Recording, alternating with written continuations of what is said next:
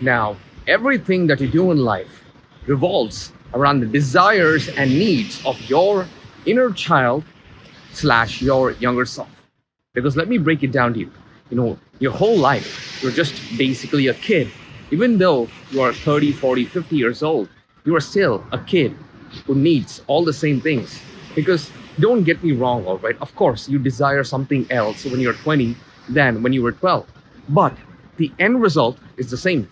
Because as a kid, all you really needed was the feeling of being satisfied, the feeling of being happy, the feeling of, having that fulfillment, being carefree, having that passion, having that amazing zest for life. Now, as an adult, you still crave all those feelings because every other decision that you make, it may be a purchase, it may be a career strategy, it may be a new relationship. At the end of the day, it is not the relationship that you seek, but what it kind of provides you with, what it makes you feel at the end of the day. Of course, you could be with the most beautiful, good looking person in the world, but if you don't feel that love on the inside while you are in that relationship with them, guess what? All of this beautiful relationship facade that's on the outside will not kind of work out.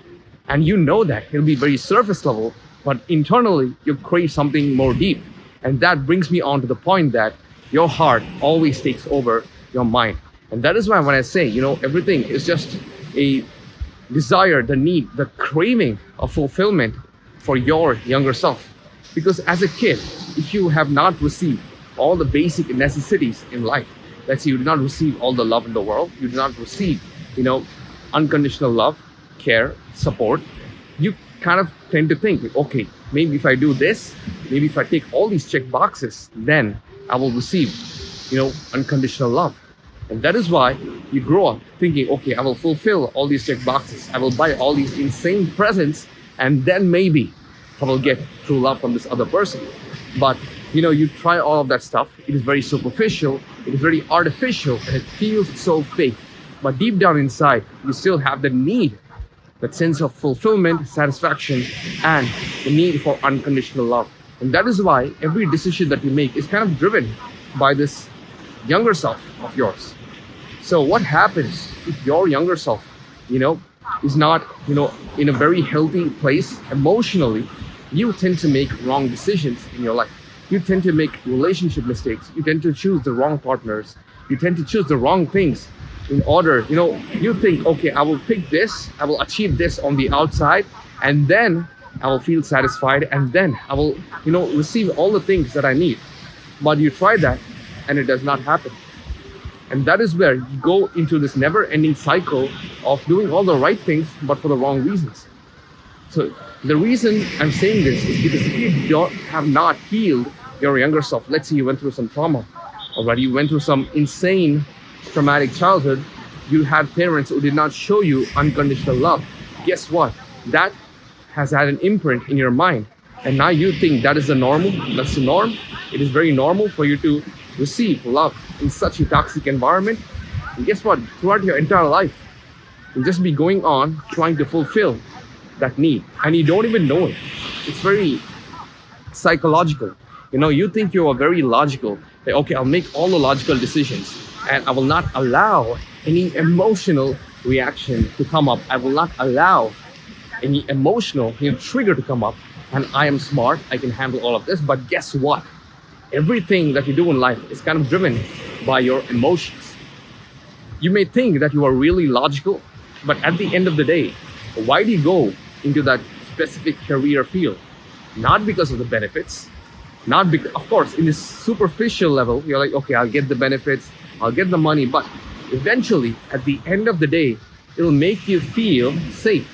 It makes you feel secure. That career kind of makes you feel fulfilled, satisfied. Sometimes you do it for a better life.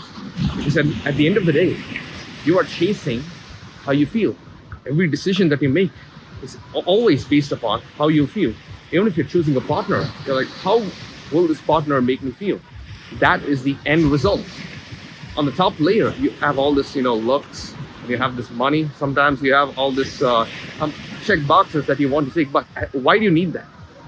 At the end of the day, you have to feel something from that relationship. Now, that is why it is so important to master these emotions of yours. It's to master emotional control, because emotional control comes from the needs and the desires, the unfulfilled desires from your younger self. Now, if your younger self doesn't have his or her needs met in a very healthy way, guess what? Every other decision you make, will make you end up in all the wrong places, because you just making decisions based out of all of these unfulfilled emotions.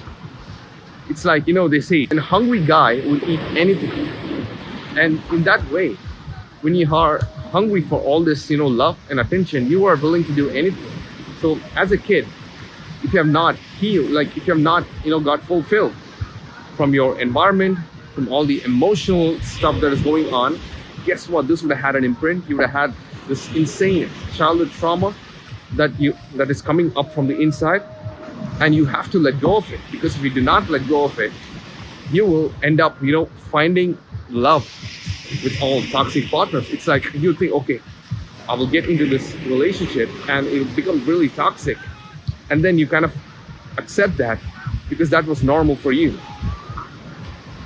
and you start chasing things on the external without the fulfillment on the inside. Now, this is where the connection of the heart and the mind is important, because logically you're like, okay, I'm happy, things are better, things are working out, but internally you have this conflict that come up that says like, what the hell are you saying?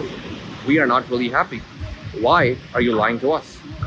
Now, when your heart speaks up, you tend to ignore that, and then you still go forward. And that's the reason why you face so much unhappiness. Sometimes it leads to depression, anxiety, and even worse, addiction issues. And all of this stems from childhood trauma. So that is why you have to understand your inner child. All of us are just a kid who kind of transitioned into an adult body, but inside, emotionally, we still have the same needs as our younger self. So it's better late than never. Once you heal from all of that, once you have fulfilled all that unsatisfied desires that you have on the inside, let go of it, do the inner work, let go of your childhood trauma. It'll be eventually more easy to establish a connection between your heart and your mind, and then it'll be so much more easier to navigate through life without any major emotional turmoil that you face. And it's so much more easier to find happiness, live in the present moment, and not be worried about the future, not think about the past, just focusing on the present moment. And then you tend to make better decisions when it comes to career, relationship, and every other thing, because at the end of the day, you're just chasing the feeling. And if that is kind of registered in your mind, life basically becomes like a video game. Things become easy and everything feels amazing and awesome. And trust me when I say this, when you heal from all of that, and when you learn, like you're still a kid, you will know how to treat yourself better. You will find reasons to put yourself in a better place in life, in career, or whatever it may be. Eventually you will start leading a better quality of life, because all of that comes from inner emotional state, emotional control. And your emotions are just energy in motion, and your energy kind of dictates your reality right now. Of course, when you get into this topic of manifestation, your reality is just a reflection, a mirror reflection of what you believe, embody, and the emotional imprint behind all of this. Now, there's a book called Reality Transurfing by Vadim Seelig. I'm not going to get into too much of this manifestation stuff, but I'm going to talk about the inner work that is required for you to successfully manifest anything. Now, of course, this is not a manifestation channel, but if you read this book, he talks about the connection between the heart and the mind.